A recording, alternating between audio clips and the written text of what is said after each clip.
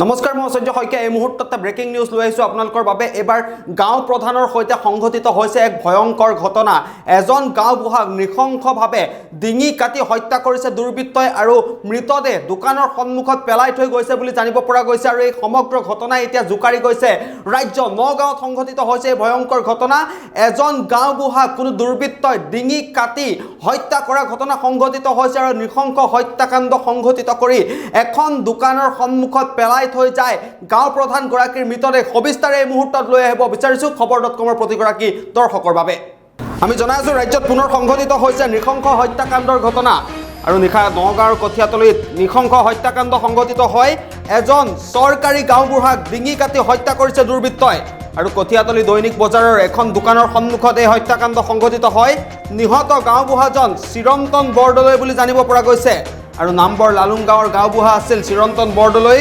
কোনো দুৰ্বৃত্তই দাৰে গাঁওবুঢ়াজনৰ ডিঙি কাটি পেলাই থৈ যায় আৰু ঘটনাস্থলীত আৰক্ষী উপস্থিত হৈ মৃতদেহ উদ্ধাৰ কৰাৰ লগতে আৰম্ভ কৰিছে তদন্ত প্ৰক্ৰিয়া। আমি পুনৰবাৰ জনাইছোঁ ৰাজ্যত এক নৃশংস হত্যাকাণ্ড সংঘটিত হৈছে আৰু নগাঁৱৰ কঠীয়াতলীত এজন গাঁওবুঢ়াক হত্যা কৰা হৈছে আৰু হত্যাকাৰী পলাশ আমচঙক ইতিমধ্যে গ্ৰেপ্তাৰ কৰিছে বুলি জানিব পৰা গৈছে।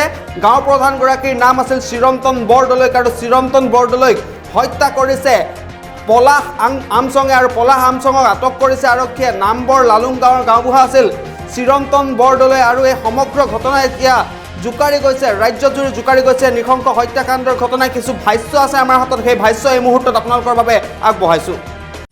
দেখা গৈছে সন্ধিয়া সময়ত এটা হত্যাকাণ্ড হৈছে, ইতিমধ্যে তেওঁক মানে এৰেষ্ট কৰা হৈছে।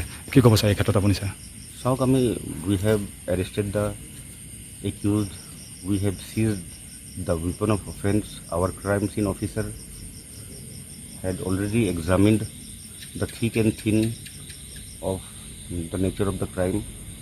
Our DSP Provisioner Sandipan Garg is leading the team.